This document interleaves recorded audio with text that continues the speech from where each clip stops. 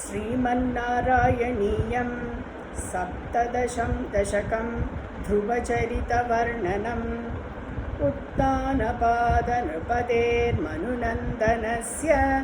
जाया बभूव सुरुचिर्नितरामभीष्टा अन्यासु नीतिरिति भर्तुरनादृता सा त्वामेव नित्यमगदिः शरणं गताभूत् अङ्के पितुः सुरुचिपुत्रकमुत्तमन्तं दृष्ट्वा ध्रुवः किल सुनीतिसुतोऽधिरोक्ष्यन् आचिक्षिपे किल शिशुसुदरां सुरुच्या दुःसन्त्यजा खलु भवत् विमुखैरसूया त्वन्मोहिते पितरि पश्यति दारवश्ये दूरं दुरुक्तिनिकतः स गतो निजाम्बां सापि स्वकर्मगतिसन्दरणाय पुंसां त्वत्पादमेव शरणं शिशवे शशंस आकर्ण्यसोऽपि भवदर्चन निश्चितात्मा मानी निरेत्य नकरात् किल पञ्चवर्षः सन्दृष्टनारदनिवेदितमन्त्रमार्गः त्वामारराध तपसा मधुकाननान्ते ताते विषण्णहृदये नखरीङ्गतेन श्रीनारदेन परिसान्त्वितचित्तवृत्तौ हालस्त्वदर्पितमनाक्रमवर्धितेन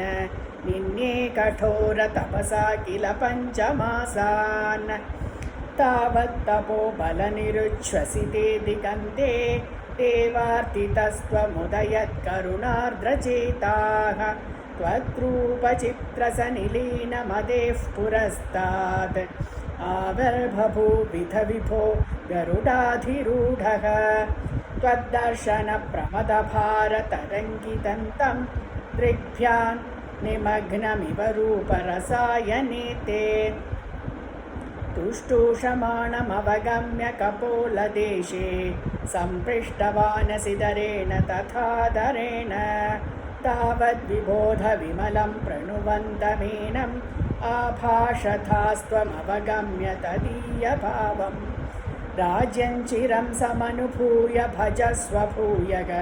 सर्वोत्तरं ध्रुवपतौ विनिवृत्तिहीनम् इत्युचिषित्वैगदे नृपनन्दनोऽसौ आनन्दिताखिलजनो नगरीमुपेतः रेमे चिरं भवदनुग्रहपूर्णकामः ताते गते च वनमादृतराज्यभारः यक्षेण देवनिकते पुनरुत्तमेऽस्मिन् यक्षैः स युद्धनिरतो विरतो मनुज्ञा शान्त्या प्रसन्नहृदया धनदादुपेतात् त्वद्भक्तिमेव सुदृढामवृणोन्महात्मा अन्ते भवत्पुरुषनीतविमानयातः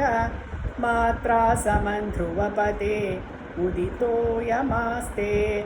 एवं स्वभृत्य जनपालनलोलधीस्त्वं पातालयाधिपनिरुन्धि ममामयौघान् नारायणाखिलगुरो भगवन्नमस्ते नारायणाखिलगुरो भगवन्नमस्ते।